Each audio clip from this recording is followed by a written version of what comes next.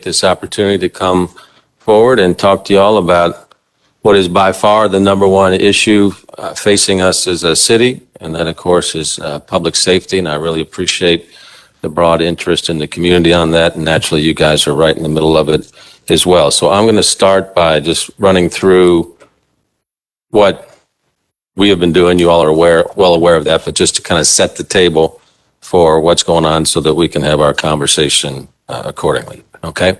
So again, we all know public safety is our number one job, our number one priority. We also know that the level of violence, gun violence in particular in our city, is not acceptable. We've seen a real spike that started in July of 21 last year, and the last couple of months have been better year over year, but they're still not acceptable in terms of where they're at.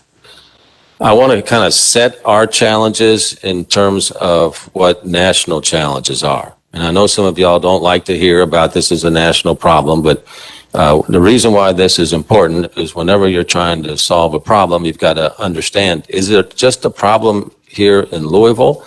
If it was a problem just here in our city, then it would be easy for us to solve. If it's a problem with the broader context, then we've got to understand what that context is as well, so we go about facing and solving our own problems here. So there's a couple mega trends that are facing the entire country right now. One is staffing shortages at our public safety agencies. We know what they are here in Louisville, and I'll get into each one of these in more detail here in a second.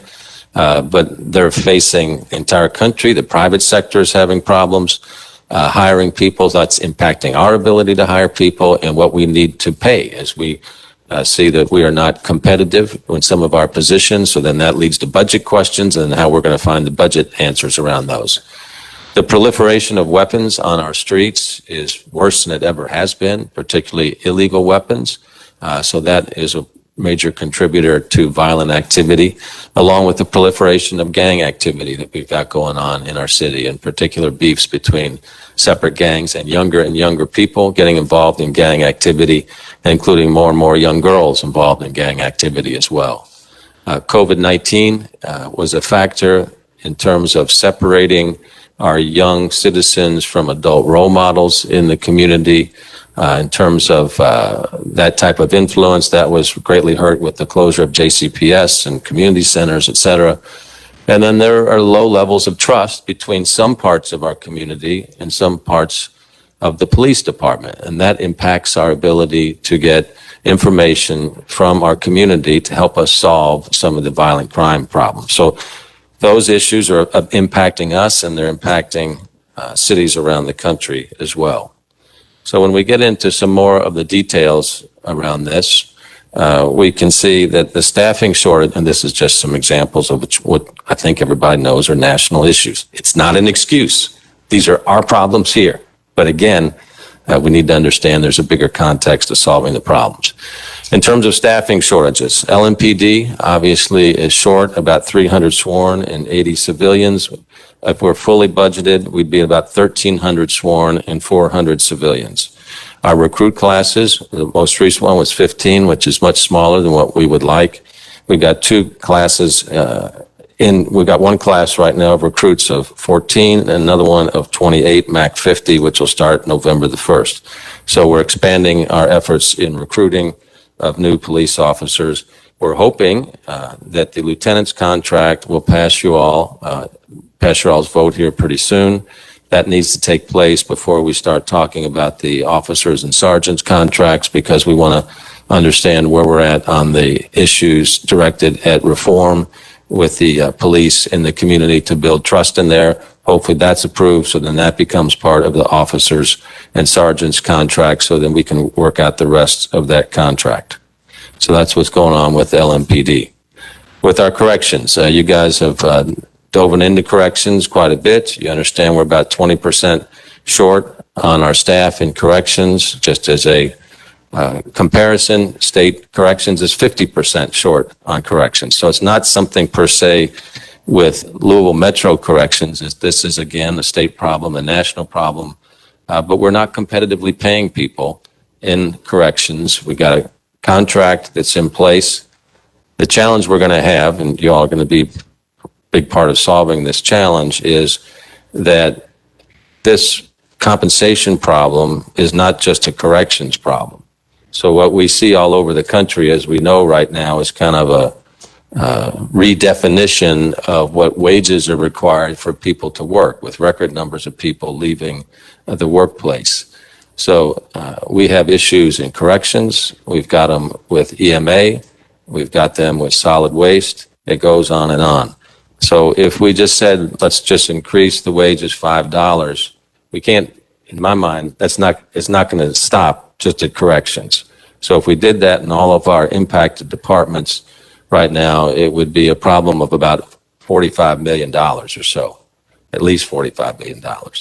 So the question then comes up to us is, where's the $45 million going to come from? And so we either need to cut services in places or find some other way for these funds to come up with and prioritize, obviously, the various departments that we're looking at in terms of whatever the increase might be. So it would make me happy to pay everybody more money. But the question for us is we have to balance our budget, as we know, is where do the funds come from? So we got two pretty dynamic forces going at each other. The reality of what's happening in the marketplace in terms of wages versus the necessity to balance our budget. Corrections also has a couple of incentives in place. You all are aware of those. We'd like to give those a little bit of time to see how they could work out, but we know this is a significant problem. Proliferation of weapons and murders spiking in cities across the United States is certainly a reality that we're all very familiar with. On the weapons side, like your all's help to help us work with the state legislature on some common sense gun reform, gun safety reform. One of the things that's exasperating is that police, when they confiscate weapons, cannot destroy those weapons.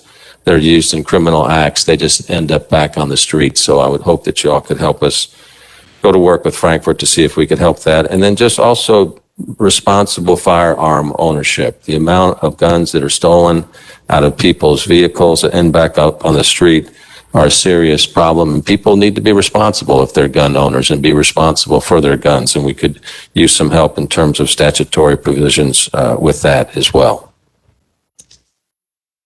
The gang activity that's going on in our city is most likely an all-time high. And so that results in disputes over drugs, over money, over social media activity that spills into the streets. And instead of back in our day where it would have been solved with a fist fight due to the proliferation of weapons, people start shooting each other. So this is a significant problem. LMPD, as I believe you all know, has reorganized in a couple of different ways, and Chief Shields can talk more about that if you like here today. But the Criminal Interdiction Division is primarily focused on individuals who are funding criminal gangs and also our focus on getting guns off of the street is what is driving their activity first and foremost. And then the major crimes unit with Chief has been underway in the 2nd and 4th divisions for some proactive activity relative to disrupting gang activity. And then obviously GVI, or Group Violence Intervention, is focused on gang activity as well. I spoke about COVID-19, and COVID-19 disrupted some of those relationships we have between youth and adults. And that is bad when that is disrupted and youth start taking their cues from social media as opposed to some of the responsible adults that they have in their life. And then last, I spoke about lack of trust. This is something we wish was not in our community, but it's a fact both here. Policing is at an inflection and a crossroads in America, and Louisville is no exception. So we have to work on building trust between police and our community. The police contracts are designed to hopefully begin some of that repair. And this is not a citywide issue. There's some parts of the city that have high trust in the police, and there's other parts that have low trust. We need that trust so that we can get information from our citizens to take our most violent citizens off the streets. We want to, first and foremost, help people not be violent, but for those that choose to have a life of violence and guns, they need to be held accountable, and everybody deserves to be able to sit on their front porch and be safe. Relative to the plan, you all are familiar with this plan. We debated it, you all approved it, and you all have funded it.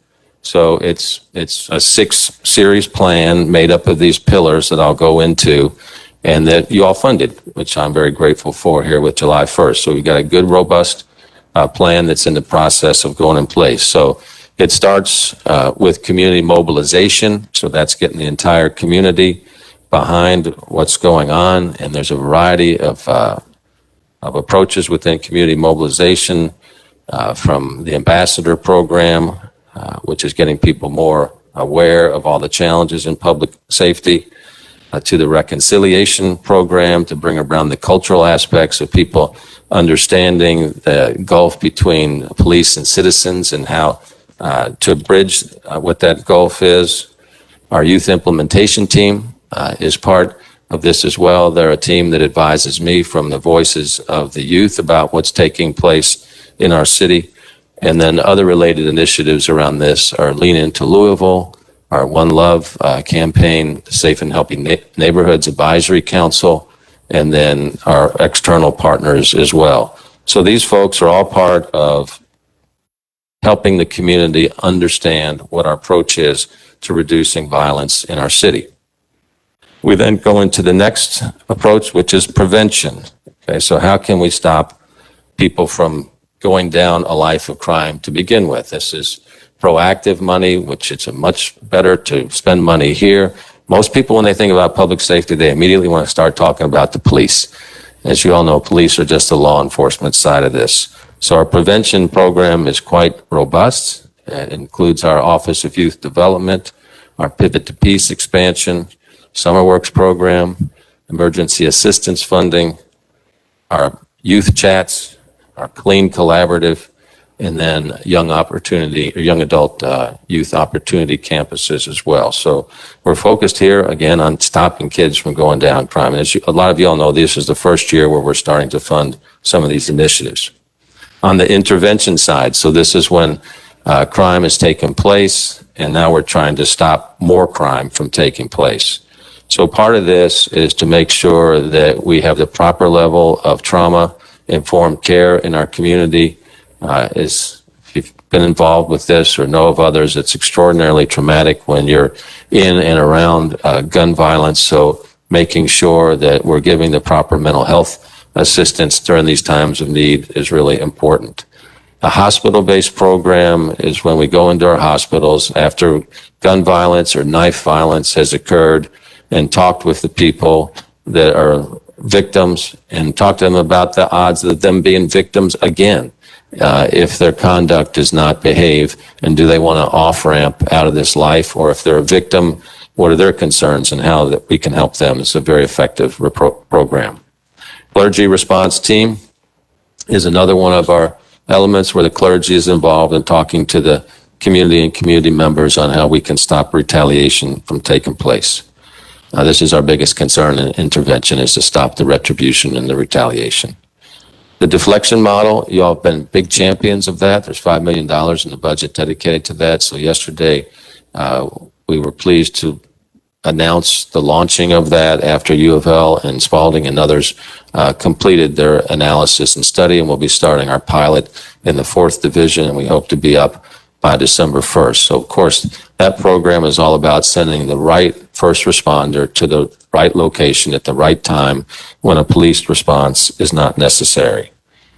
The 9/11 nurse triage is, again, about redirecting calls from police response.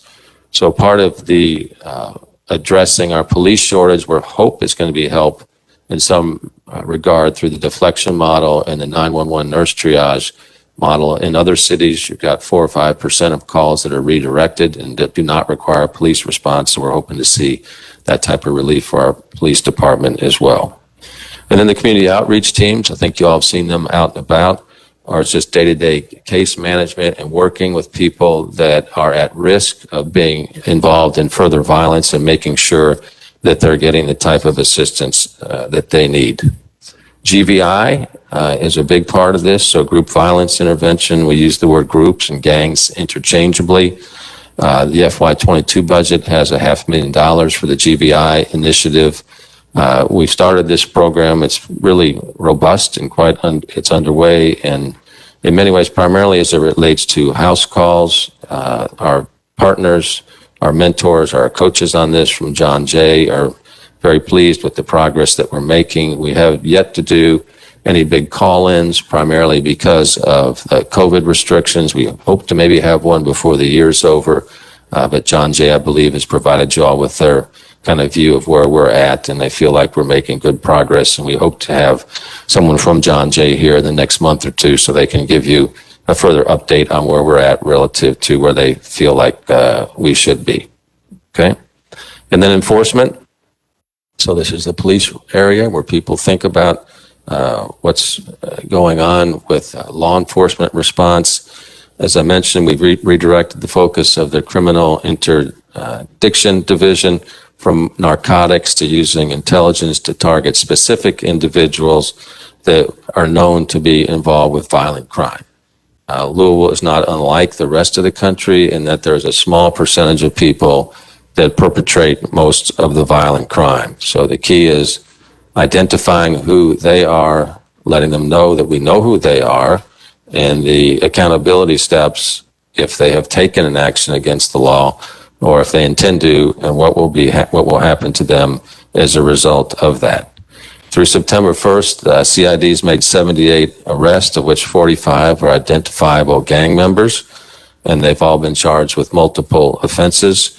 We work with our federal partners that are embedded with us or us with them on these initiatives as well. If we can bring federal charges against these folks, our most violent folks, we want to do that because obviously the federal charges are a bigger stick than the state charges that we have. In particular, this one CID case has resulted in the federal indictment of 14 known violent offenders with ties to gang activity in the Victory Park and Market Street area. This focus has also resulted in the recovery of a number of guns that we suspect have been used in other criminal activity as well. And from March through September, CID has recovered 74 firearms, including a single investigation that resulted in the recovery of 20 firearms and multiple federal indictments. So firearms seizures are up about 17% compared to last year, and we're on track to have about 300 plus guns reported stolen from cars this year compared to last year. So this continues to be a problem. So when we talk about then, okay, how do we change organizations so that we're more effective in our response? Couple different efforts. The Hillard Heights reforms, we started that before anybody, came down on us. This was after the summer of last year of racial protest, to say, look, we need to get a top-to-bottom review of our police department to understand where our gaps are. So we've completed that, and as you all know, we have quarterly reports on what those gaps are. So that's one of the guides we use to improve our police department. The other area is the Department of Justice investigation. So we haven't talked a lot about that with the council. So over the next couple of weeks or so, we're going to be sharing more information with you all about the DOJ investigation because it's going to result in some financial suggestions that we'll be making to the council. So as you all know, the DOJ launched a pattern and practice investigation to determine whether or not there's a pattern or practice of unconstitutional policing in the LMPD. And they're focused on 4 areas. One is, does LMPD engage in discriminatory policing? Do we conduct unreasonable searches, seizures, and arrests in our stops? Do we conduct unreasonable searches and seizures and arrests in our homes as well? And then whether we operate to discriminate against people with disabilities. So those are the major area of focus. And with the people with disabilities, a lot of that was tied into homeless folks in our community and how LMPD investigates with them. So they're hard at work right now investigating all that. Cities take 2 different approaches to DOJ investigations. One is to kind of obstruct and delay and complain. We chose to take a very different approach, and that is to work collaboratively with DOJ. Felt like that was, I look at the DOJ investigation as kind of the ultimate high-level audit of the police department. Audits are good things. They uncover gaps in performance areas and help you improve. So that's how we see our work with the DOJ. So what we're doing with them is we're sharing all of our data systems, our facilities and personnel for anything that they need. We set up a team of folks to correspond with the DOJ and hired one of the nation's foremost reform experts to consult.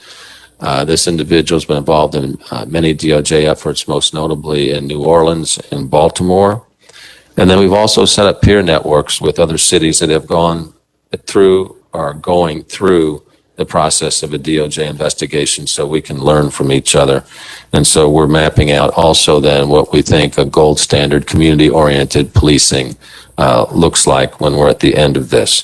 So I think it'll make us be a stronger city and a stronger LMPD, and certainly that's what people deserve. As it relates to other organizational changes and developments, you all know the Civilian Review Board legislation was passed. We're in the very final stages of selecting the Inspector General. We hope to have an announcement on that in the next week or two. The Civilian Citation Initiative, the One Love Louisville campaign, Restorative Justice, and the Youth Implementation Team are all under the organizational change pillar as well. And the last pillar is the reentry pillar. So this is to help folks that come back into our society to make sure that their odds for recidivism decrease significantly. So in this year's budget, you all approved $500,000 for Reimage. You're familiar with its success before. We're at about a 70% success rate in terms of providing someone with a mentor, making sure they have a GED, a job, et cetera, that's much higher than the national average. And then other related programs out of that are the Second Chance employment initiatives, and then corrections FACT programs, so we can have a warm handoff back into the community. All right, so just think about, when we think about what is the plan, just if I would encourage you, just go back to the 6 pillars, look at the programs, look how they've been funded, and say, how can we focus our efforts within those 6 pillars? Let's talk about a couple of the kind of more prominent issues that we're struggling with. One is juvenile justice issues. As you all know, a couple budgets ago, Youth Detention Center was taken out of the budget. That is a state responsibility that the city was funding an additional, I think it was $8 to $9 million for. We had budgets with the increase in pension responsibility, so the discontinuation of the YDS facility was one of the casualties of that budget. None of us believe that incarcerating young people is the way out of this. There are some young people that are very violent, and we've seen that age getting younger and younger in our community. So we're in contact with the juvenile justice on some of these issues. In terms of photo arrays, that's come up as an issue with you all. We're following state law in that particular area. A court-designated worker, we're waiting on the state with some CDW release so we can get into that in a more effective manner. And then, of course, YDS used to be 2 blocks from here. And right now, it's out in the eastern part of the county. So the time it takes to go out there, the time it takes for a police officer to be with a juvenile while there's transition taking place is too long. So Deputy Mayor Hessen has been working with DJJ in Frankfurt with a couple different remedies around that particular challenge. Okay. And then people ask, how can I help? So this is a whole of city approach. These are the different ways that the public can help with the Ambassador Institute, the Youth Implementation Team, being part of our trauma-informed network, Ocean's Outreach Team, and then, of course, businesses can help by hiring somebody for our Summer Works program. How the council can help, just if you would communicate broadly in your newsletters to your constituents about the opportunities that we have, put the 6-pillar network in there so people understand we do have a plan. We're working a plan against a very difficult challenge. And then continue to work with us to identify our opportunities with the ARP funding. As you all know, at the end of this month, we're going to be putting forth some suggested spending on homelessness and affordable housing, premium pay, and then possibly public safety if we're ready to do all that. So there's going to be more opportunities in that to expand some of the programs that we've got working in this area of public safety. And so we've got 11 council members right now on our 4 ARP working teams, weighing in on the plans and tasked with informing the balance of the council. And then just other areas where y'all could help is help us when we go to Frankfurt in January. I know we asked you, I think it was this last week, for your all's feedback on what you thought state legislative priorities should be. So if you could help us with some common sense gun law reform, that would be good, including allowing police to confiscate and destroy weapons that are used in criminal activities, and then holding firearm owners more responsible for being in charge of their weapons so that they do not fall into the hands of the wrong people. And then how we communicate. This is an area I know we responded to a letter from 3 of you all on Friday, and we put in there an example of what a month's worth of communication looks like, both through press conferences, through press releases, through social media, through personal appearances as well. So there's a lot of ways that we communicate. All of those, LMPD has started a weekly newsletter about a month ago as well. We're in regular contact with our state leaders on our state legislative agenda, in the juvenile justice cabinet on the issues that I just spoke about as well. Dr. Polio and myself and his team and my team are in regular communication with each other on the challenges that face our students moving in and out of the schools. And then, of course, we have regular meetings with the council leadership as well. Okay, so I just wanted to start off with kind of framing and reminding everybody what the plan is. And we've got folks here on my team that can dive into each one of the details of these if I don't have the answers. And with that, we're happy to take any questions. All right. Well, thank you, Mayor. First person up to ask a question is Councilman Ackerson. Thank you, Mr. President. Mr. Mayor, thank you for being here today. I will compliment you on that. This is the first time I can recall in maybe 12 years that other than a budget address, the annual budget address, that you've come over here, or any other mayors come over here to discuss a topic with us, and that means a lot. And so, versus just having staff show up. So thank you for that. Happy to be here. I want to comment on, and I say this to you, and I say this to my colleagues, because we've got, so many of us here that are now paying attention. You started off talking about, with corrections needing pay raises and other folks needing pay raises. $5 an hour here adds up to maybe $45 million, probably even more. And I would say this. A few years ago, I was one of your biggest opponents to the tax increase, the insurance premium tax increase. An opponent for a number of reasons. One of the biggest was, in my mind, it was our last straw. It was the rainy day fund, the Maginot line of spending. And I'm glad that we did not succeed, that those who wanted to pass the tax did not succeed. And I will say this, while I was an opponent a few years ago, recognizing the need across the board, we are delivering terrible city services right now. Everything from law enforcement to public safety to parks and public works. We are falling short of what we owe the public. And that boils down to workforces. The workforce is changing.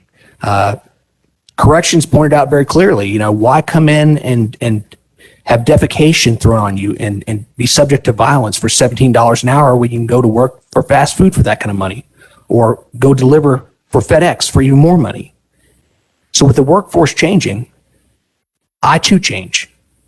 And I recognize this, that if this city were to open negotiations with the unions, if there were a mutual agreement to modify the agreements and the contracts, the unions agree, the city agrees, we can up wages. Now, as you pointed out, how do we pay for that? We are under budgetary constraints. This is one of those times that you say, don't cut. Instead, that tax increase that we didn't pass before, if we can modify these contracts, guarantee the spending, put ourselves $45 million in the hole, people like myself would then be willing to jump on that tax increase it enough to not overtax, but increase enough to pay for those extra wages so we can guarantee great workers moving forward and guarantee increasing that. And so I'm hopeful to put that on your plate, on your administration's plate, to put that on my colleagues' plate. that if we can take those steps, versus I don't just want to pass the tax increase and keep my fingers crossed, but if we take the steps, open the contracts, hire premium workers, pay our great workers what they're entitled to so they don't go to work for McDonald's or FedEx or anywhere else, and we keep them here, we do a great service in delivering services to this community, services they're entitled to and they deserve. And at the same time, we can cover those costs with that tax increase that we did not pass before, but we could pass today. I thank you for being here, and I hope that you'll consider that. You've got a year and change left, but it could be huge in your administration, going out, essentially revitalizing and reforming the way we pay city workers and guaranteeing Louisville, unlike any other city, we get the best workers and deliver the best services. Thank you for being here today. Thank you. Thank you, Councilman. Councilman Piagentini. Thank you, Mr. President. And I'll echo Councilman Ackerson's statement. Mr. Mayor, I appreciate you being here. And I appreciate you respecting us to come at our invitation, as I would expect everybody on this council to come and speak to you at your invitation. I do want to level set and maybe modify some of the opening statements you made about the current situation. Over the past 10 years, the absolute number of homicides per year will probably end up about 400% from about 10 years ago. The Pegasus Institute indicated that the first 8 months of this year, we had a homicide per capita rate higher than Philadelphia, Chicago, and Atlanta, cities that have nicknames like Philadelphia and Chirac. We have higher homicide rates than. During that same period of time, we're down about 25% in our overall sworn police force. We actually have record high spending on anti-violence initiatives, record high spending on mental health support, either state, federal, or local, record high support for housing initiatives. So I would argue that whether we intended it or not, this is what defund the police looks like. And I'm not a big fan. And I'm getting increasingly concerned this is the new normal. And this is a normalization of a horrible, horrible circumstance. One thing I will echo what you said toward the end about what can the public do. The biggest thing we need to do is stop homicides, right? We're not talking about jaywalking or other minor crime. So number one, I would say that if you're a member of the public and you know anything about any of these homicides and you aren't sharing that information with law enforcement, then you go to sleep at night as an accomplice to murder. And that needs to change. Specifically for you, Mr. Mayor, and I'm going to start with a couple questions about police and JCPS, and then stop me and I'll come back in, President James. But the union contract that was recently voted down by the officers and sergeants, you made a public statement afterwards. You weren't in a rush to get back to the negotiating table. I happen to consider that the contracts, and I'm a co-sponsor of the lieutenants and captains contracts, I'm proud to be.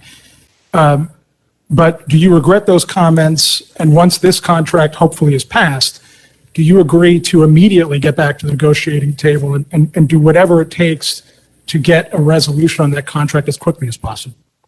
Yeah, so first, and I want to challenge the Pegasus comments. The quote normal level of gun homicides in our city was before, 6-7 years ago was 60 to 80 per year. So it's bad what it is right now, Councilman, but it's not 400%. In terms of the per capita homicides, we're not at the level of those cities, and I can share that data with you as well. It is bad, okay, but I just want to make sure we're all sharing the same data.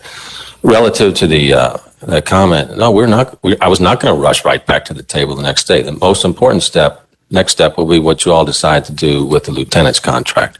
If you all pass the lieutenant's contract, then we've got a clear path to go back to talk to the officers and sergeants. We're already in touch with the FOP council to do that. So that's the precedent that we need.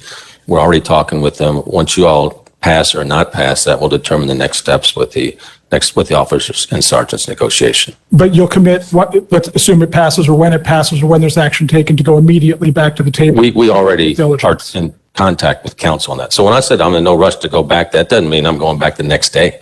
But that contract needs to pass. When you see the number of police officers we're short, I hope the FOP contract with officers and sergeants is going to be a tool to get more people with us. I agree with that. I just want to make sure we're not delaying action on the second one more than needs to be. You talk about the national problem. You have yourself, you have a governor within the state who is a political ally and somebody who came from Louisville. You're the president of the Mayor's Association. You've had contact with President Biden. I know the governor of Florida, for example, has committed additional funding to local jurisdictions to help fill the gap related to law enforcement. They're doing moving bonuses, signing bonuses, and all that. The state is helping these local jurisdictions. What specifically is the governor and or yourself looking at as specific actions? Because I see other states already taking action, including governors. So where are we with that? I know you're waiting for us to finish the process, and we're glad to weigh in. But you're an executive. Your governor is the chief executive. If this is a national problem, where are the national responses to this? Well, I can't speak for the White House. They understand it's a national problem as well, and they're supportive of expanding and making sure our police departments are whole. I've not spoken to the governor about this. Kentucky State Police also is way down on this. But as we take a look at, one, the contracts, is that going to make a difference? We see other cities that are making some pretty bold steps. Memphis in particular is using some of their ARP funding to do that. Problem with that is that's like a one-time issue. And will incentives, for instance, really help, or is that going to go away when we have an ongoing expense problem associated with that? So we'll be coming with recommendations, right? The big issue is, where is the money going to be coming from? And if it's just one-time money, what we're doing is just paying Peter right now to rob Paul down the road, and we'll have to have a discussion about that. Well, I would remind my colleague sitting behind me that the last several years, LMPD has not spent all of their entire budget. So I actually don't think there's a money problem. I think there's an execution problem. But speaking of which, whether you, again, if you want to disagree, that's fine, but the Pegasus Institute did research on self-initiated activity and found that for every increase in, and this is this dispelling this myth that police are 100% reactionary and not as a tool to prevent crime. For every 1,000 incidences of self-initiated activity by police officers, there was a reduction of 1 to 2 homicides. We've seen arrests plummet about 50% over the past year or so. Again, I think we've seen self-initiated activity plummet. Are we reversing that course and getting back into a significant increase in self-initiated activity, which have data that proves they do reduce homicides? I hope so. I mean, we want to make sure, first and foremost, that policing is constitutional. I think we agree on that. Mm-hmm. But police officers should not be afraid to exercise their role as a police officer constitutionally. We know the factors where police officers pulled out of their divisions to help with the protests. Police officers see what happens when bad things happen, when police officers interact with with civilians. So there's some hesitancy on some of those, but self-initiated activity is down. The chief is working with her command staff. They've gone out and shown people that in the 2nd and the 4th divisions, when we execute and police properly, you all should do that too. So that is a priority of hers. If you want to hear more detail, she's here to talk about that. Councilman, I'm going to hold you right there. Very well. I'll get back to you. Very good. I'll allow some other people to get a chance to talk. Councilwoman Parker. Yes, thank you. Good to see you here, Mayor. Hi. And with all due respect, when we hear that there are other cities that have these same problems, you are the head of the National Conference of Mayors. So I was. Well, you were, and you were their leader.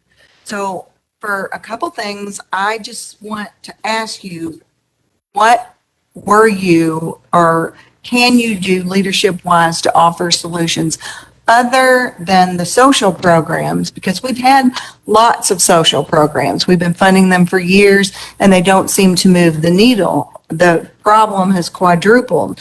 So, and again, with all due respect, I don't think gang members give a patootie about Summer Works program. They don't even know what it is. So they do understand consequences, however. So there's two issues I'd like to bring up is traffic stops, routine traffic stops were stopped.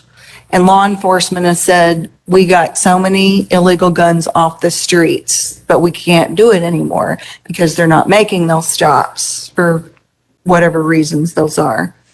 And we've also heard from law enforcement that they work diligently to make arrests and get some of these young gang members off the streets, but their bail is not set high enough and they're released right back off by our very lenient judicial system, and they go right back out and commit more crimes. And to me, that's a tragedy. My phone blows up about every 12 hours with news of another shooting. And, you know, these are lives that are being lost every single day.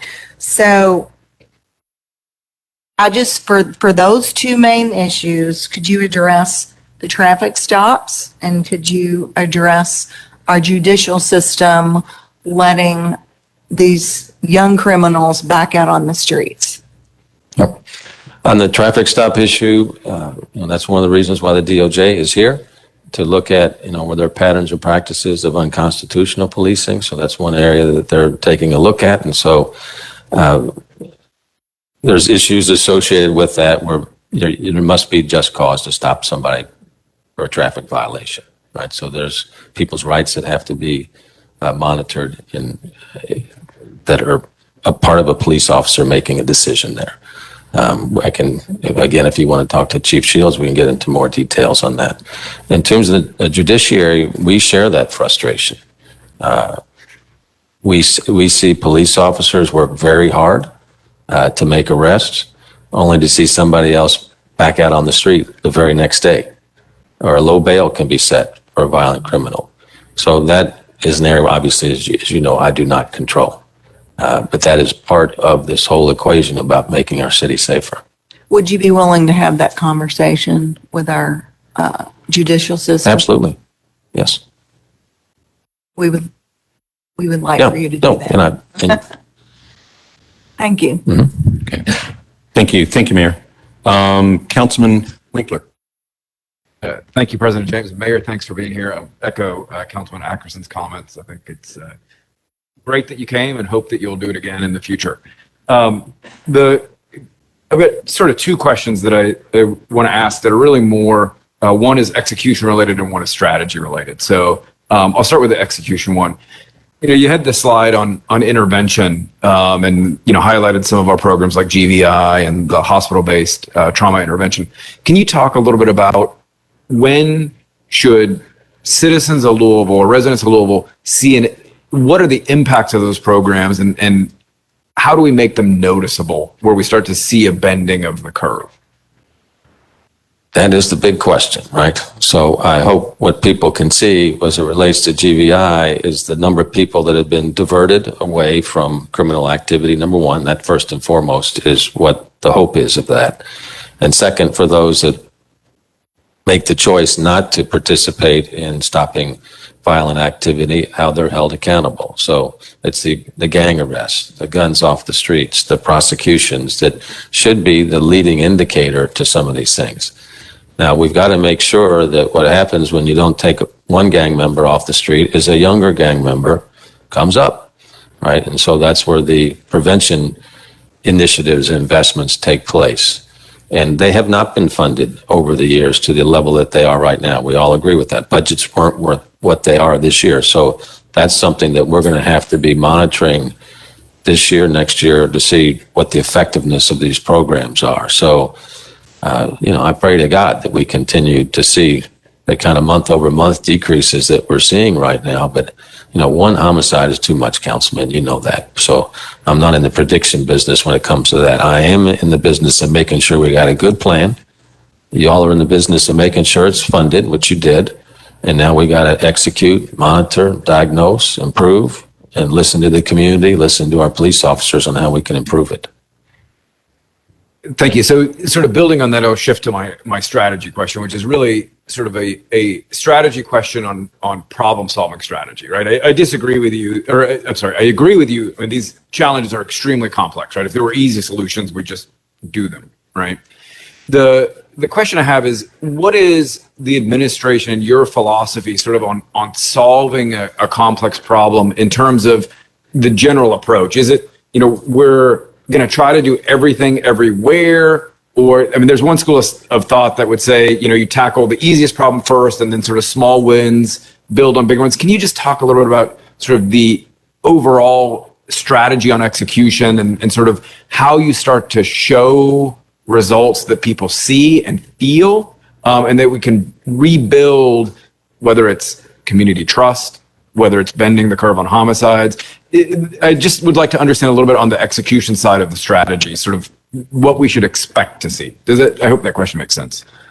Sure. I mean, I think what people deserve is they should see decisions and approaches that are informed by data first and foremost, and then a systems approach toward solving a problem, because that's what it takes, especially when it's involved in something as complex as violent crime. And that's what the 6-pillar approach is. That's our system toward reducing violent crime. It's the first time it's been funded fully. Again, it's been now about 100 days or so. So we're early into this process right now. So I think people, when the citizen says, what's the plan? If we don't have a plan, shame on us, right? And then they should say, how's it going? We should have the data to show them how it's going. That data should be readily available to them as well. And then they should say, how are you improving it? And what have you learned? And so as we get into this, whether it's the Hillard Heights reflections or the DOJ reflections or the reports to the Public Safety Committee, that's the reflection process. And that's when we should say, okay, now here's what we've learned and here's how we're improving it. So that's the way we go about solving problems, identifying problems. Thank you, Councilman. Thank you, Mayor. Councilman Ja'Cory Arthur. Thank you, President James. Please jump in and stop me whenever you need to, and I can jump back in the queue. Y'all funny. So I just want to make a couple comments before I ask questions of the mayor. And one of those comments is just to be loud and proud and say that if there weren't social programs in the city of Louisville, I would probably be dead or in jail. So I want us to be very careful criticizing social programs as we talk about public safety today, and keep that in mind. I also want to just remind some of my colleagues that this council defunded the Office for Safe and Healthy Neighborhoods. So as we talk about what's not working, it's not working because you decided to take the money away from it. So now let's get to the mayor.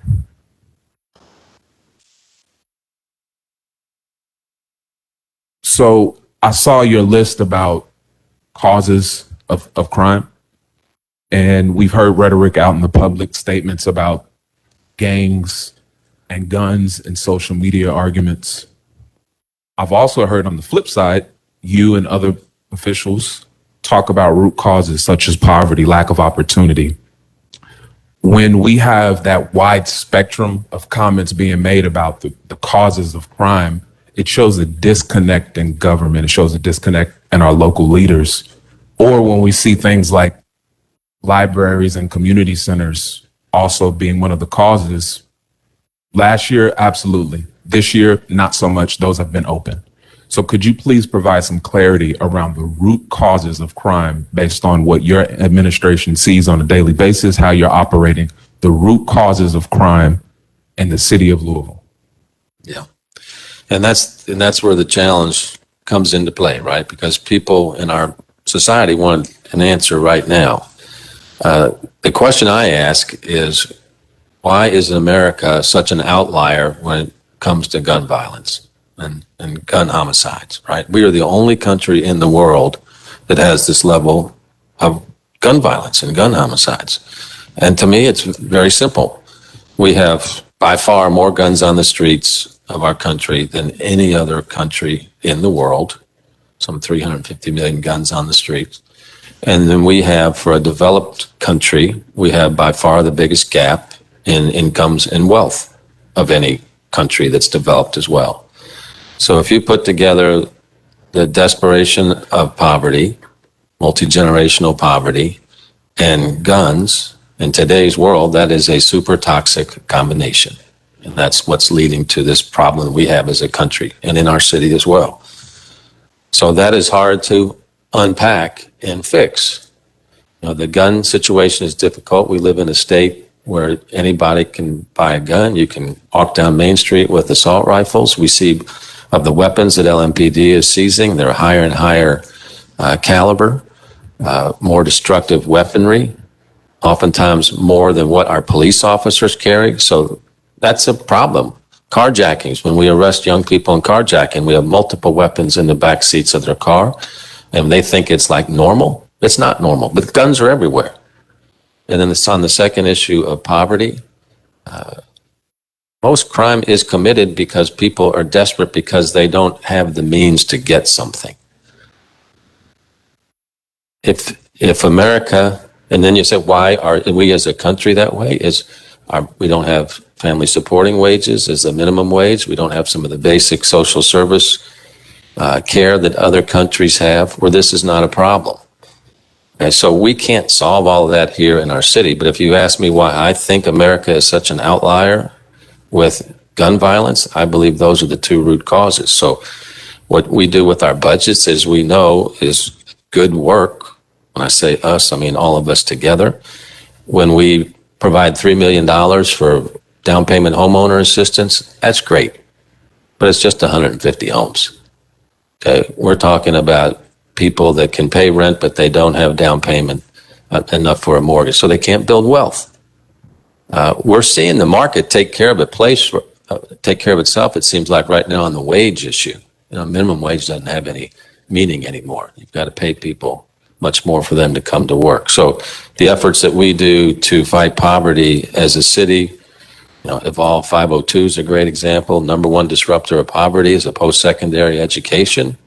So that's a privately funded program. The council and we put in $3 million. Those are big helps. But in my mind, those are the two big issues that until we as a country get them resolved, we're going to continue to have problems. And that's no excuse for us not working to improve our own situation here in Louisville. Yeah, to that point, the prevention list, I think we'd all agree, should be way longer than the rest of those lists, because there are so many efforts that need to go in place to keep people from getting to that point in the first place. On the gun tip, besides confiscating firearms and destroying them and holding gun owners responsible, whatever that means, common sense gun laws, could you just break that down, what that means for us in the public? If the General Assembly waved a magic wand and let us have local control, what would be some of your legislative items that you would want to see implemented here locally? Well, you got to lock your gun up to start off with. There should be gun locks. If you have a gun, you need to put it in a safe. If your weapon is stolen, you need to report it. If your car is stolen, you report that. Right? Guns are confiscated, destroy them. So there needs to be some more, the red, up here, the law where someone's a gun. Red flag laws.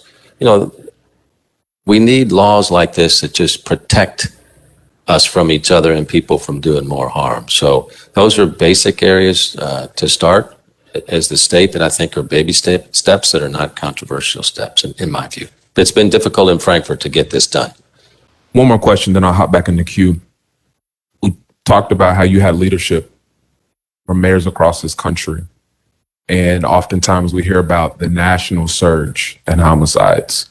We look to other cities and say, well, they're dealing with this problem too. Could you just real quick talk to us about cities that maybe have significantly lower homicide rates? I have some listed here, but I'm sure you know of them as someone who had a bird's eye view across the country, what you've done to reach out to those cities, collaborate with them, and really provide some of those solutions for this city.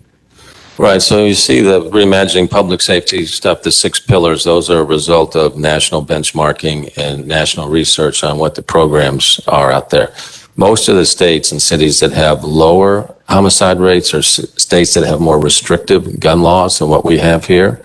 So when you look at a lot of the bigger cities that have got, guns everywhere, we face similar problems. Now, some of them don't have or do have restrictive gun laws as well, but that's one of the biggest correlations you'd find. Thank you. Thank you, Mayor. Next, we have Councilwoman George. Thank you, President, and thank you, Mayor, for being here. Several of my colleagues and I are interested in learning about the impact of the abrupt closure of youth detention services.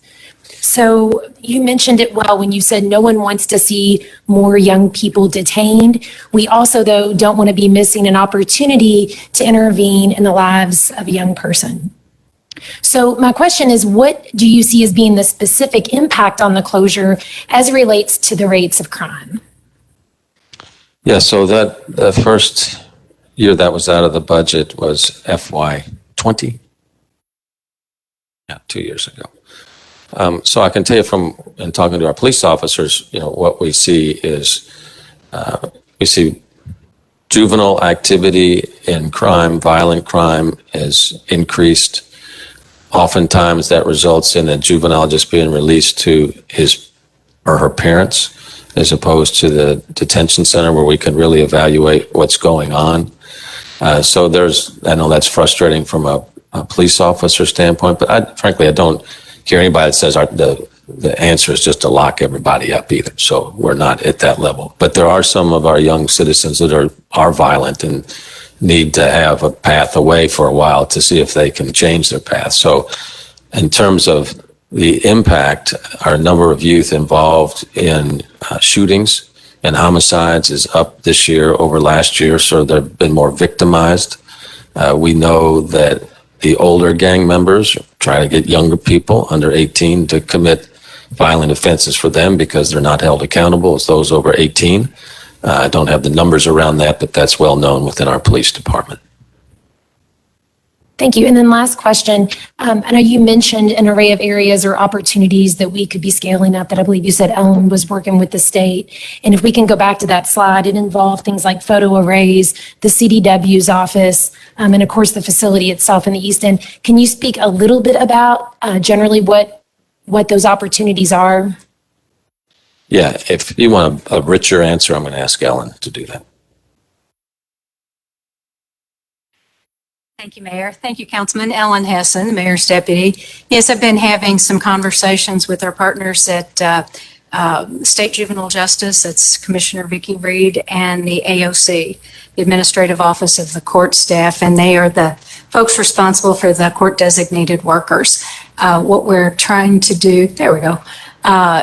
We've talked to them about some issues LMPD has had getting photo arrays. I think we've got a little bit of a training issue, and they are more than happy to continue to work with us and are also willing to provide any photos and information that are in accordance with the state statute. There's some confidentiality rules relative to juveniles, but they can certainly work with law enforcement and are happy to do that. So we're trying to work through where that gap is. I think some of that is just in training because there's been a lot of turnover in all entities. On the court designated workers during COVID, many of those assessments were being done virtually, and that wasn't really very good. And so that is changing. And what we're trying to do is work through, at least in the immediacy, is to come up with dealing with the pinch points where officers are having to spend an inordinate amount of time or distance when they have a juvenile and they're waiting for the court designated worker to have a place to go, kind of a processing area that we lost. In the meantime, we are going to continue to work with the cabinet to advocate for an expansion of the detention center out in eastern Jefferson County. That will be something that will have to come through the budget process in the General Assembly. So that will take a little bit of time. And assuming there are more funds, there would still have to be a time to build out. So in the meanwhile, we're trying to deal with something that'll take care of the most urgent of the problems. Thank you. So what I heard was training opportunities. I heard, identifying those pinch points in the process to try and, I guess, make sure that we have more opportunities and better assessments from the CDW's office so that we're getting quality assessments and officers aren't having to wait. And the last thing I heard was in terms of expanding the detention center, that's another opportunity for advocacy at the state level. Yes, ma'am. Okay. Thank you. Thank you. Thank you, Councilwoman. Our next questions and comments are from Councilman Hollander. Thank you, Mr. President. Thank you, Mr. Mayor, for being here. I'll just say, Councilman Ackerson, thank you for being here and said it's the first time in 12 years. I've asked some of the old timers around here whether Jerry Abramson ever came to the council. And I've told he never did either. So I think it's the first time in 20 years, which is the whole history of Metro government. So thank you for being here. I do think we have an opportunity with ARP funds, and Councilman Engel and President James were on a call just this afternoon about ARP funds in the public safety area, and I hope that we will be doing more in public safety with ARP funds. I'm not sure we've ever done enough in the anti-violence initiatives in this community. I'm not sure we've ever funded those at the level we should have. But I will say, in response to what Councilman Arthur said, we did in fact cut Ocean by over $1 million in fiscal year 20. I know that because I chaired the budget committee and I voted for that budget. And I've worried about that many times as I've seen retaliatory shootings happen in this community.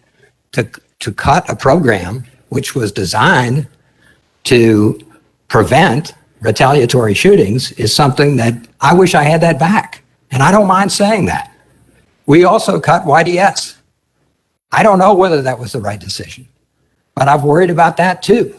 And both of those were done by the council. They were not recommended by the administration. Now, we had very tough decisions to make. We had a library presentation, which was awful, in my opinion, what it would have done to our libraries. So we had other recommendations which were awful. And so we had tough decisions to make, but we made those decisions. And I think we're all in this together. And what I hear from the public is they want people working together on both sides of this street, lowering the temperature a little bit and talking about how we work together to solve these kind of problems. I won't be here for budgets in a couple of years, but I think Councilman Ackerson has made a really good point. Frankly, you won't be here either, Mr. Mayor. This issue about raising salaries is something that people are going to have to face. I said this at a committee meeting the other day. I've got a bigger audience now, so I'm going to say it again. The corrections contract goes through fiscal year 23. That means when it was executed, the union and the union leadership thought that the salaries were going to be adequate through fiscal year 23. And they're not anymore. And that's true throughout Metro government. And if we're going to be responsible, we can use ARP funds to do some things, but if we're going to raise salaries across the entire Metro government, we're going to have to figure out how to pay for it. And it would be easy, frankly, for you and me to say, let's just raise them all, and somebody else will have to deal with that. I'm not prepared to do that. And I think that the council really needs to think about that. I think it's something that we're facing in a very serious way. I think we also have to recognize that our pension system has changed. It's costing us more, but the pension system for new employees is quite different from the pension systems for police officers and corrections officers who have been here a number of years. So there are some very serious issues about how to staff this government going forward. You may know this number off the top of your head, Mr. Mayor. We have many fewer employees in Metro government than we did when we did cut the budget in fiscal year 20. 400, 500 fewer? Yeah, when our administration started, we were around 6,200 and we're around 5,500 right now. So that's affecting our services as well. So we have lots of challenges. I hope we continue to work together, and I appreciate your being here. Thank you. Thank you, Councilman. And thank you, Mayor. Councilman Piagentini. Thank you, Mr. President. And I'll be right to the point. A couple things. First of all, history lesson related to, I think Councilman Hollander said it, we didn't defund Ocean. We defunded the interrupter program, which employed people that after it was employed were accused of rape and other crimes. And when we had the heads of the interrupter program here, they couldn't justify what the impact of their program were, what they were doing. And so we defunded a program that was not proven to do what they were supposed to be doing and wasn't executing properly. But we did not defund Ocean. As a matter of fact, they still run a great program in the U of L hospital system, which I defended with my caucus to make sure we continue doing that program and continue moving it forward. And as far as social program spending, we spend more in social programs, anti-violence initiatives, libraries, community centers, neighborhood places per capita in the most violent areas of this city. I'm not saying we should pull back on it because I voted for this budget. I'm simply saying that there isn't proof that more spending on just social programs solves the problem because we're doing the highest spending in areas that have the most violence. I'm with Councilman Hollander, and I want to focus on this idea of partnership and moving forward. Currently I'm the Republican caucus chair. Councilman Kramer was the Republican caucus chair prior to this. For the last 3 years that I've been elected, Republicans have generally dominated Frankfurt.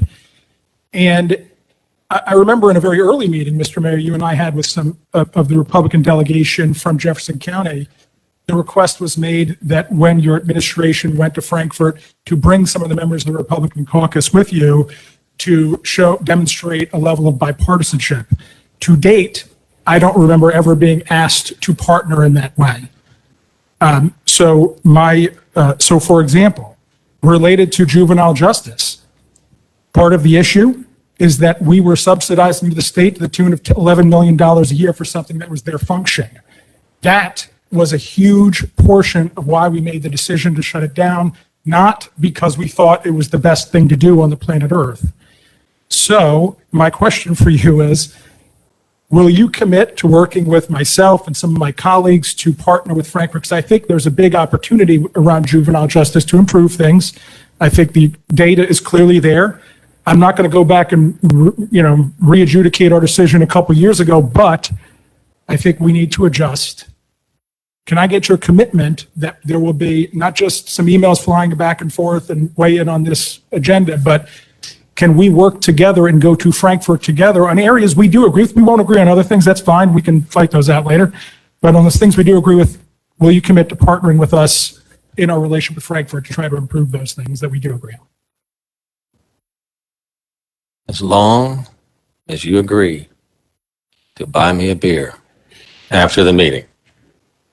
If the beer is procured in District 19, it's absolutely not. Well, then I would love to go with you to Frankfurt. Without a doubt, Mr. Mayor, without a doubt. The other thing I do want to bring up as an area of agreement, I literally was just meeting with my intern on, is this idea of revenue. We need to shift our mindset into what I'll refer to as pro-growth revenue. I'm sure you saw the census numbers. For those that didn't, the 4 counties that surround Jefferson County were the number 1, 2, 3, and 4 fastest growing counties in the state of Kentucky in 120 counties. We were tied for 25th. We were about 5.7% growth. They were doing 14, 12, 10, 10% growth. The reason is because we have what I would argue is an anti-growth tax structure, particularly around things like occupational tax. We don't have local sales tax that can offset that, things like this. We don't get gaming tax. We don't get bed tax. I could go on and on. How all the citizens sitting out here, whether we agree or not on these issues, they are subsidizing the tourism industry because, quite frankly, we get very little to zero taxation or revenue from that industry, even though we are a tourism city. So is that another area, Mr. Mayor, that we can work on also? Because I know we're talking about insurance premium tax and all of this. These, frankly, are, and part of the reason I fought against them, and I don't regret that vote whatsoever, is these are anti-growth taxes that affect homeowners disproportionately and local citizens, and our local citizens are tapped out. And so is that another area, if we're going to talk revenue and all this, is that another area we can get some agreement on and work collaboratively in Frankfurt? Yeah, and I would add the road tax formula to that as well. I mean, the basic challenge we have, folks, for us as a city in our budget, we generate about $2.5 billion worth of taxes a year in Jefferson County. And we only get 50% of that back from Frankfurt.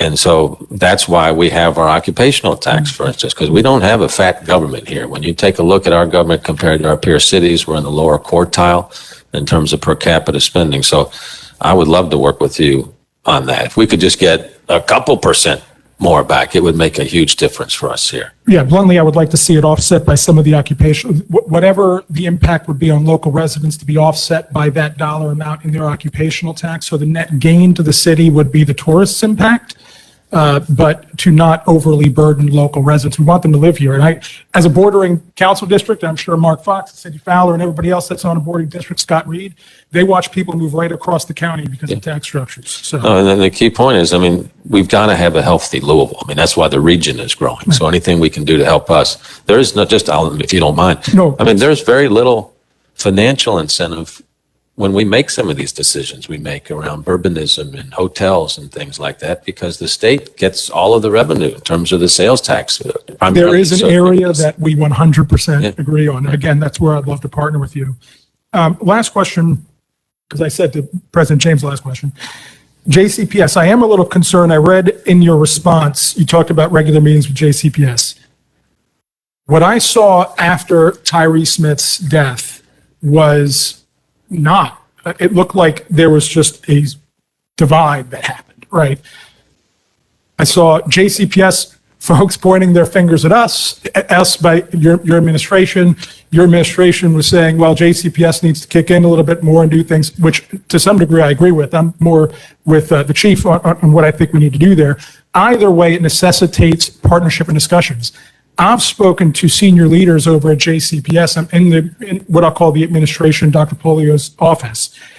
And they indicate that there were regular meetings that occurred between the city and JCPS, but that does not occur anymore. They said they were ineffectual and they turned into report outs. What meetings are going on specifically? What meetings are going on? And are they focused on, I think, the two areas where there's the biggest opportunity? One is the loss of knowledge and intelligence around gang activity that impacts juveniles disproportionately. That kids would come into school and tell SROs, and the SROs would give it back to Intel, and Intel would action it so those kids weren't terrorized on the street. And the other one is our anti-violence initiatives. I actually asked when a former director of OSHA was running it, I begged him to work with JCPS. They know who the problem kids are. We have the great anti-violence programs. Let's connect the dots. What specific meetings do you have? How often are they? What are you focusing on? And are we focusing on intel sharing to reduce gang activity and connecting our anti-violence programs to the kids that most need them? Yeah. So no, we're having quarterly meetings, staff to staff. I thought they were very useful. Now they stopped when COVID picked in because JCPS basically went into a panic. Dr. Poley and I talk to each other multiple times a month. Whenever our teams have needs to speak with each other, we do. Around this particular issue, obviously, when you say school resource officer in this community, man, hackles go up on both sides of this debate. What we can all agree on is we want our kids to be safer, right? So the primary method it looks like we're going to be able to do that is through our Office of Safe and Healthy Neighborhoods related activity, through the GVI initiative, through our interventionist. And so we are working through that effort with JCPS now so that we can complement the information that we both have. Say, for example, a student's parent or sibling was involved in a victim of a homicide. Their principal and teachers need to know that, so if there's some issue in the school that they can help that student. Likewise, if there's a gun or violent activity, we need to know that. So our most recent meeting was as of yesterday with JCPS leadership on that, from Dr. Polio on down to our police department and then our Safe and Healthy Neighborhoods team as well. And I'm hoping that when we announce and present to you all our American Rescue Plan funding ideas, you will see the synergy between LMPD and JCPS relative to helping keep our students safe. So those conversations are ongoing. More details can be presented on that toward the end of the month. Thank you. Councilman Reed. Thank you, Mr. President, and thank you, Mr. Mayor, for coming. Last month, the Chief of Corrections came and spoke to the government, actually it was virtually, the Government Accountability and Oversight Committee, and I thought in my opinion, did not do a very good job of answering the questions. And I think we're in a crisis situation there now. And I'm asking you, do you think that we're on the right or wrong path? And do you think that a change in leadership is in order? I think as long as we're fighting this wage issue, it doesn't matter who runs corrections. And Director Clark is a 40-plus year veteran and knows how to run a good jail. But we have a problem in terms of compensating at the correction department to keep people there. So and you all have heard me say this before. I wish things were just as easy as replacing somebody. We got to ask, what are the problems there, and fix those problems. And I don't think it's Director Clark.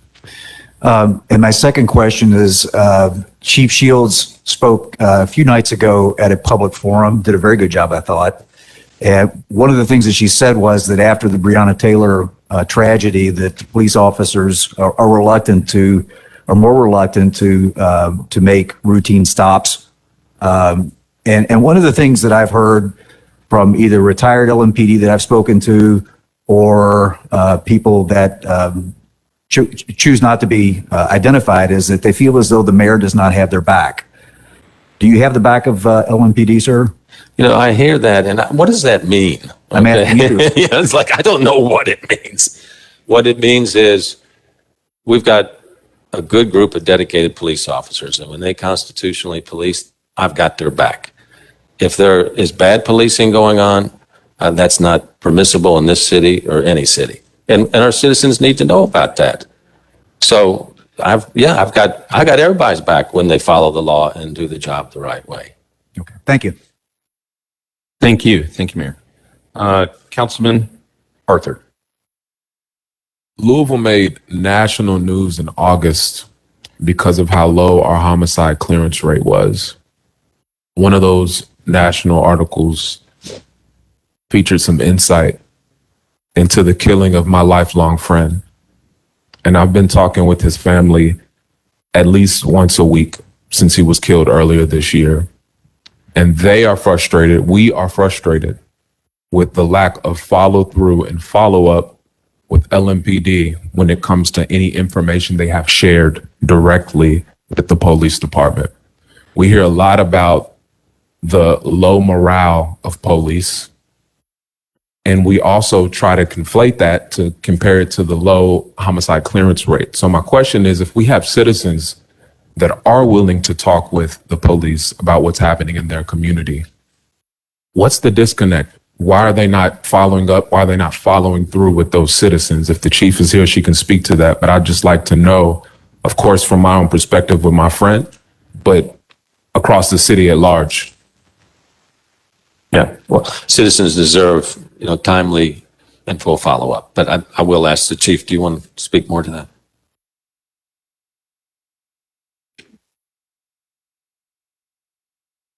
Good evening, Erica Shields, Chief of Police, LMPD. Thank you for allowing me to be here. So one of the things when I came here, I would occasionally get that brought to my attention that there was complaints that families weren't getting the communication they needed. And what I found was when I would get with the investigators, we'd often find that the families were representative of what we have today more so, and that is a lot of them involved divorce. And so we've even had instances where a mom knew the son had died and the mom wouldn't tell the husband. And there was sometimes the driver of it is the miscommunication or the dynamic of the family. But after hearing this for a period of time, several different times over, what we've actually done is I asked of the homicide unit to provide me with a name of all of the open homicides that we have this year, and that we are calling my executive team, that we are calling each family, each point of contact to ensure that they are in communication with the investigator and that they are getting what they need. Because I agree with you along the lines of if you hear something enough, there's something there. And so I do think that it may not be, I'm sure it's not every investigator, but there's one or two that are not, I'm sure, following up to the levels they need to. So I don't refute what you're saying. I don't know in the particular case that you're speaking of whether there is how much is the frustration with the investigator calling or how much frustration there is just with the lack of progress on the investigation. What I would say is that in coming in, the clearance rate is not anywhere where it should be. But I will also say to you is what you saw was I don't think the homicide unit staffed up to the levels they should have when the homicides first started to tick up several years ago. And so then you layer on top of that the protests of last year, and no one was actually really working these cases. Excuse me, Chief, excuse me. Yeah. Ladies and gentlemen in the audience, I'm glad you're here in the audience, but you will not interrupt this meeting. Continue on, Chief. Yes, sir. Thank you. So you had the homicides being worked real time, but you were not having people front and center working the cases like they were before because they were being pulled for different duties. So the issue has further been compounded, and this is the part that I think is really where we can make improvement. The DNA that is so critical to solving these cases has historically gone off to the Kentucky State Lab. There's a wait time of about 2 years there. And so when you look at the volume of homicides this city has experienced in the last several years, and you add in a 2-year wait time, and that's not to be critical of the state. I think they're overwhelmed, just like so many places are. But that DNA is essential to be making these cases. So one of the things that we've done is DNA Labs is a laboratory in Miami that the ATF uses. And so we asked for money in the budget, and you're going to see me asking for more from council to get this DNA sent out to this laboratory so we can move some of these cases along quicker. It's a long way of saying, I hear you. I don't disagree with you. And there has to be improvement in our solve rate on the homicides. And insofar as your family friend goes, I would welcome the opportunity to hear which case it is and see if I can follow up on it personally. It helps me out. Thank you. Thank you. Mayor, we have 3 other council members that have 3 questions that they're going to ask you very quickly because I know you have to leave very soon. Thank you. Councilwoman McCraney. Thank you, Mr. Chairman. Thank you, Mr. Mayor, for being here. Thank you, Chief Shields, and thank you, Deputy Mayor Hesson. I just wanted to chime in. I've really been quiet lately, sitting back wondering, where do we all fit in this equation? And I do believe it is an all-out community issue that we have been knowing for a long, long time. This is nothing new. We didn't just wake up one morning and say, oh, it's a community problem. We've been saying that. And it would be disingenuous of me if I were to say we defunded some of those departments and we defunded the YDS and then get mad about it. We knew what we were doing when we did it. We knew what we were doing when we did it. But it wasn't because we wanted to defund it and we didn't care about safety. It was because those departments did not produce outcomes that justified the amount of money they were being given. So let's not pretend that we did not know about budgeting issues. And certainly let's not pretend that we did not know we have a safety issue. And if we cared about safety, it didn't matter if we would have cut that budget in YDS or in Ocean. We should have still made sure that our community was safe. So if we don't point another finger, we would be good. Let's stop with the pointing the fingers and the accusatory methods of council or administration. It's time for us now to partner. And it's time for us to stop saying we're not going to go across the street. I'm not going to Chambers. We have to work together on this issue because it is certainly a community issue, but the community is looking at us to solve the problem because we have the dollars and we have the cents. And we've got to come together. And that's all I want. Thank you. Thank you. Totally agree. Thank you. Councilwoman Green. Thank you, Mr. Mayor, so much for being here. Just a couple of points. And so one of the biggest deficiencies that I think that we as government have had are the services that we've offered to victims. And so many of the people, the victims of the most violent crimes and their families, they have to go right back to the same neighborhoods that they came from. And so I'm happy about the development of the Victims Advocate Unit at LMPD. But we had them in public safety a couple of months ago.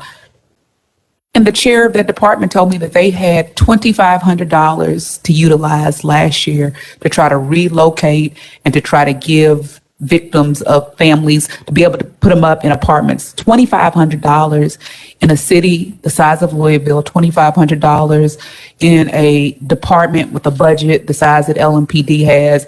That's kind of dismal and that's embarrassing. You know, I think people want to participate. It's not that people don't want to talk about what occurs in their neighborhood. There's this thought process that Black people or people in the hood don't want to talk about what happened.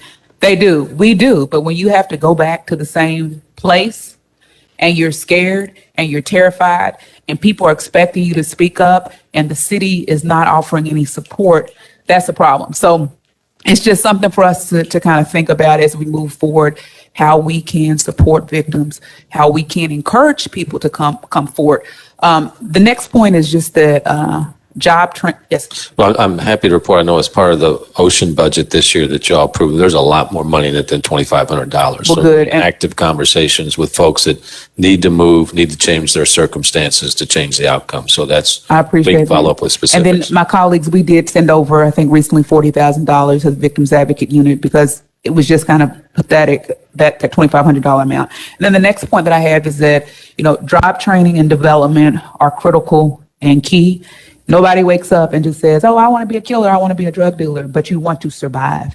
And so this idea that people are supposed to just be satisfied about their lot in life and they should just be content with making $6.75 an hour is just not fair. So I would like to hear about what efforts maybe there are to try to plug people into trades. And so things like carpentry, welding, people want to make a living wage so that they can support their families. And so if you could talk a little bit about that. Yeah, no, absolutely. I totally agree with you. So we've got efforts in those areas with Kentuckiana Works, et cetera, but this will be one of the major areas with the rescue plans that we come to you guys with in the workforce development area, where we can train people up so they're ready for the $20 an hour jobs and have employers also come to the table to say, we will hire these people as well, so that we're getting participation from the private sector on that. So you'll see a detailed program around that. I couldn't agree with you more. People need to have family supporting wages. Thank you. And then my last point is that, social programs are critical and key. I don't want us to get to a point where we are pitting policing versus social programs because they matter. Housing people, feeding people, keeping people off the street matter. And like Councilman Arthur, I'm a product. I grew up in Flash A Community Center and spent my summers at Parkland Boys and Girls Club. I'm a girl from 43rd and Broadway and have lived in West Louisville my entire life. And so as we continue this discussion, colleagues, I don't want people to say, well, we've always funded social programs. Well, hell, we've always funded the police department too. And guess what? Crime has continued to spike. And so Excuse me. So I'm I not don't- going to say it again. So I don't want my colleagues and I don't want the takeaway, Mayor, for the administration to be that we are putting policing against social programs. Both of them play a part and both of them are equally important. Thank you very much. Thank you. Councilman Peden, you get one question. It's a lot. I know it's hard. Well, the first one is not even a question, it's a statement, so I got this one. All right. In response to the jail earlier, you kind of pinned everything on that we don't have enough people working.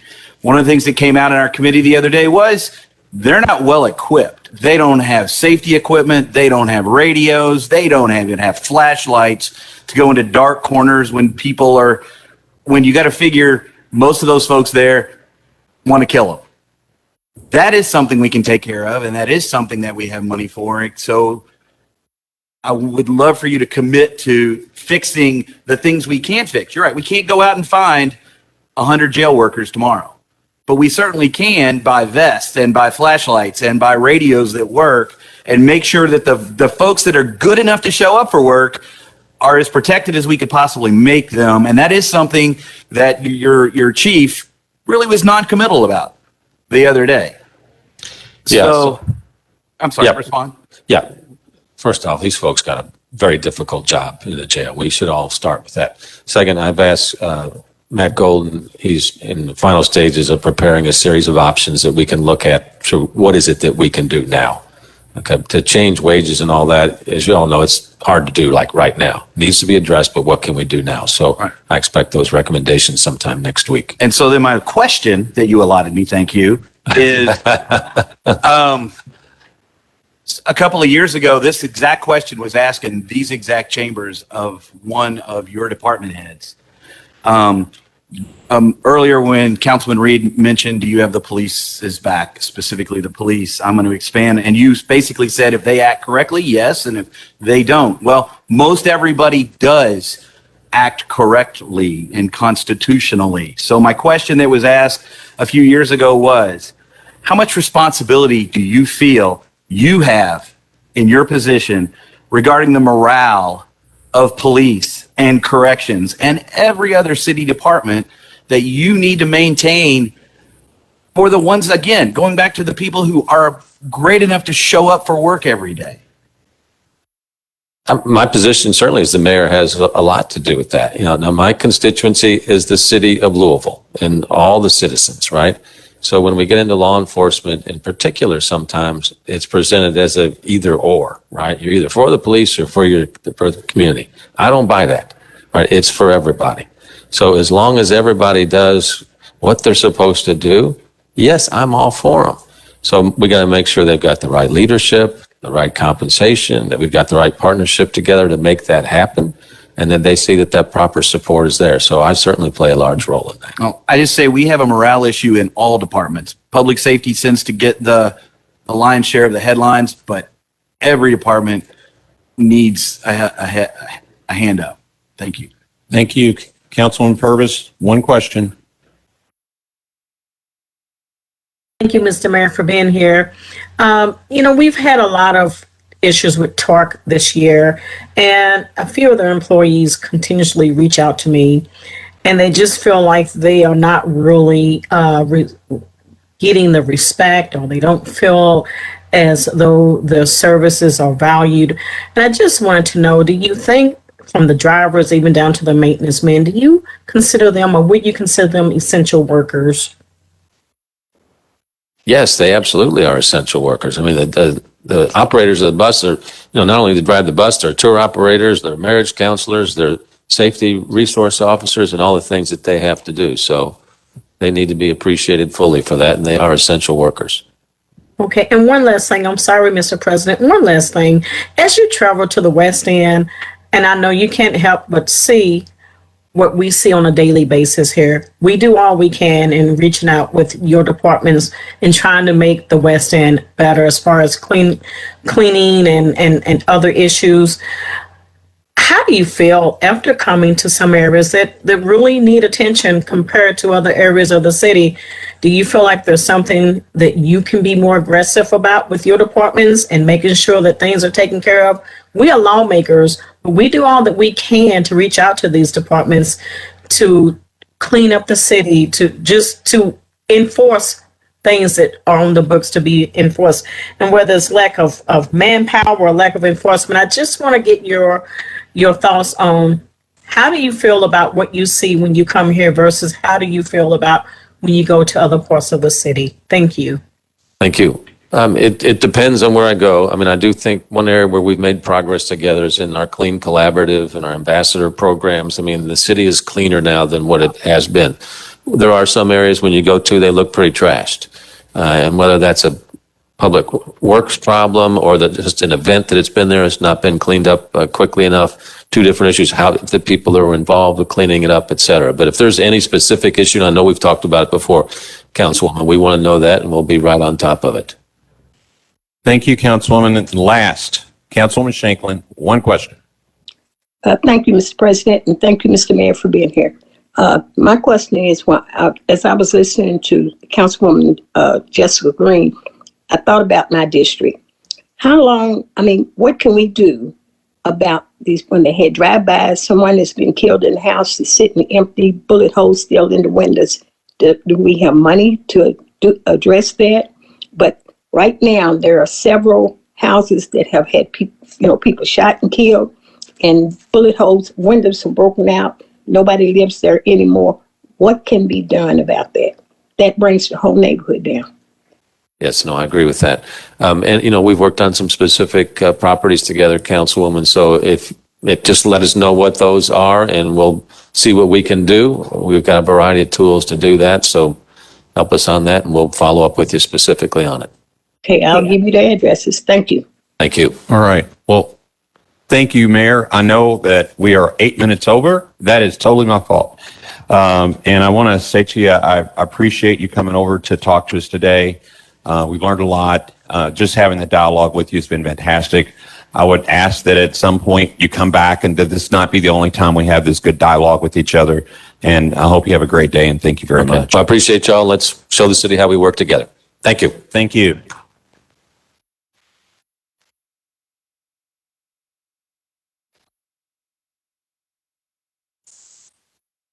We're still having a meeting. All right. We are still having a meeting.